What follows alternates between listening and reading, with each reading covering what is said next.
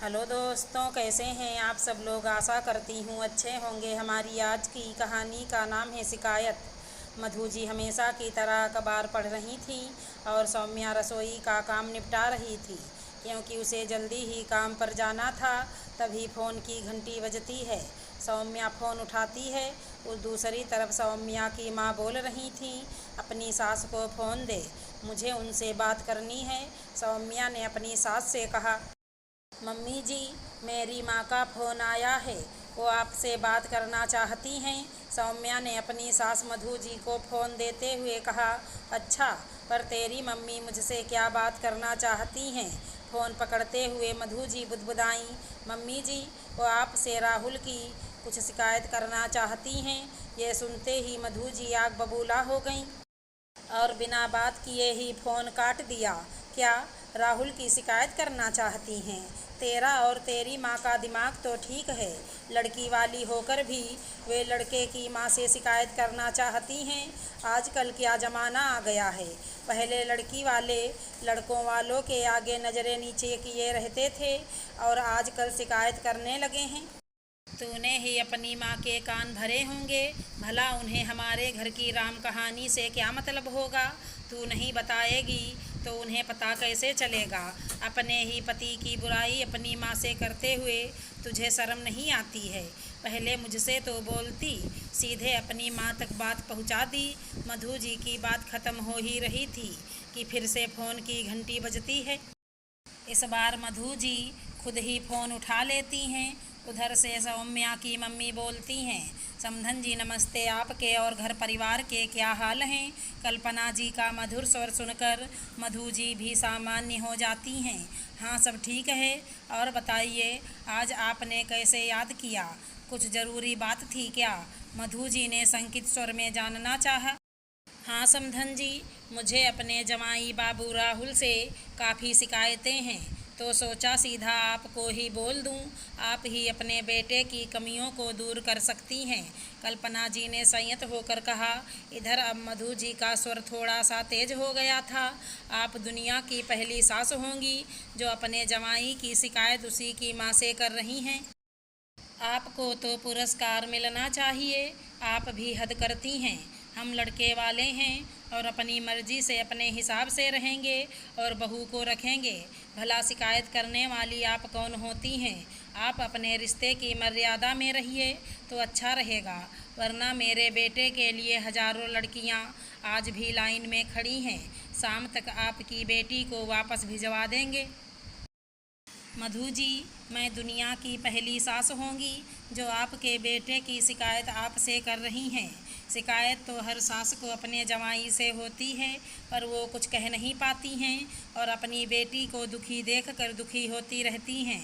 जब आपके बेटे की गलती होगी तो आपको ही बोलूँगी। दुनिया भर में ढिंढोरा पीटने नहीं जाऊँगी, जैसे आप मेरी बेटी का ढिंढोरा पीट रही हैं।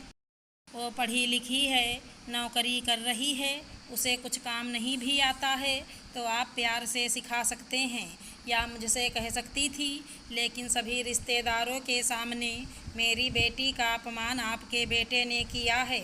ये तो ठीक नहीं है। पत्नी अपमान की नहीं, सम्मान की अधिकारी होती है और उसी को जमाई बाबू इज्जत नहीं दे सके। सौम्या ने आपसे भी कहा था, लेकिन आपने उसकी सुनी और अनसुनी कर दी, तो वो क्या करे, यूं ही घुटकर जीती रहे। रात को भी जमाई बाबू देर से आते हैं, उसे समय नहीं देते हैं और हमने दोनों की विधिवत शादी करवाई है। कोई भी सामान आपके घर भेजा है, जो पसंद नहीं आया तो वापस भिजवा दोगे। आपके बेटे को हजारों लड़कियां मिल जाएंगी तो मेरी बेटी भी पढ़ी लिखी कमाऊ है, उसे भी कई लड़के मिल जाएंगे। आप अपने बेटे को समझाओ, उस पर ध्यान दो। अब शादी हो गई है तो उसके कुछ फ़र्ज भी बनते हैं। वो अपने फ़र्ज से कैसे पीछे हट सकते हैं? आज आपकी बेटी पर कोई दुख आएगा तो आप क्या चुपचाप सहेंगी, कुछ ना करेंगी? अभी तो आपकी बेटी आपके पास है, लेकिन जब उसकी शादी होगी और उसे अपने पति और ससुराल वालों से कुछ शिकायत होगी तो वो किससे कहेगी? समधन जी, अब पुराना ज़माना लद गया है। बेटी दी है तो उसकी खुशी की जिम्मेदारी भी हमारी है। बेटी को कोई तकलीफ़ होगी, शिकायत होगी तो हम मायके वाले उसका पूरा साथ देंगे। ये नहीं कि तेरा घर है तू जाने, ये कहकर पल्ला नहीं झाड़ लेंगे। बेटी जिगर का टुकड़ा होती है, वो जीवन भर खुश रहे, हर माँ यही चाहेगी। जब सास बहू की शिकायत मायके वालों से कर सकती है तो बेटी की माँ जवाई की शिकायत उसकी माँ से क्यों नहीं कर सकती है। आजकल तो बराबरी का ज़माना है, बेटी भी किसी मामले में बेटे से कम नहीं है। ये सुनकर मधु जी की बोलती बंद हो गई, क्योंकि आज उनकी समधन कल्पना जी ने जो भी कहा कुछ गलत नहीं कहा है। अभी 2 महीने पहले राहुल और सौम्या की शादी हुई थी। दरअसल राहुल अभी शादी नहीं करना चाहता था और मधु जी राहुल की शादी करके जल्दी से फ्री होना चाहती थी। उनका मानना था कि बहू आए और घर संभाल ले, पर राहुल के लिए जो रिश्ता आया वो सौम्या का था। सौम्या एक प्राइवेट कंपनी में काम करती थी और उसके घर वालों को राहुल पसंद भी आ गया था। राहुल की एक छोटी बहन है जो अभी कॉलेज में ही पढ़ रही थी। राहुल ने मधु जी के कहने पर शादी तो कर ली थी, पर वो अपनी पत्नी के प्रति कोई जिम्मेदारी नहीं निभा रहा था। वो ही पहले की तरह दोस्तों के साथ देर तक बाहर रहना और उनके साथ ही बाहर घूमने चले जाना।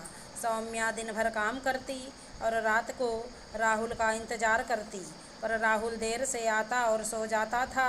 इस बात को 1 महीना और अब 2 महीने हो गए थे। सौम्या ने अपनी सास से कहा था, पर उन्होंने ये कहकर टाल दिया, मर्द है, बाहर घूमने भी जाएगा। शादी हो गई तो इसका मतलब ये थोड़ी है कि तेरे ही पल्लू से बंधा रहेगा। ये सुनकर सौम्या बहुत परेशान हुई और उसने अपनी माँ से कह दिया ताकि इसका कोई तो हल निकले। मधु जी 2 मिनट तो चुप रहीं, फिर बोली, समधन जी, मैं आज ही राहुल से बात करूँगी और उसे समझाने का प्रयास करूँगी। आखिर बहू के प्रति भी उसकी कुछ जिम्मेदारियां हैं। कल्पना जी की शिकायत की बात मधु जी ने अपने बेटे राहुल से कही और उसे समझाया कि वो सौम्या के साथ अच्छे से व्यवहार करे और उसे पूरा सम्मान दे। कुछ दिनों में सब सामान्य हो गया। कल्पना जी ने मधु जी को फ़ोन करके कहा, आपको बहुत बहुत धन्यवाद, आपने मेरी हर शिकायत दूर कर दी। नहीं समधन जी, मैं तो शर्मिंदा हूँ कि मेरे बेटे की वजह से आपकी बेटी को परेशानी हुई, पर अब ऐसा कभी नहीं होगा।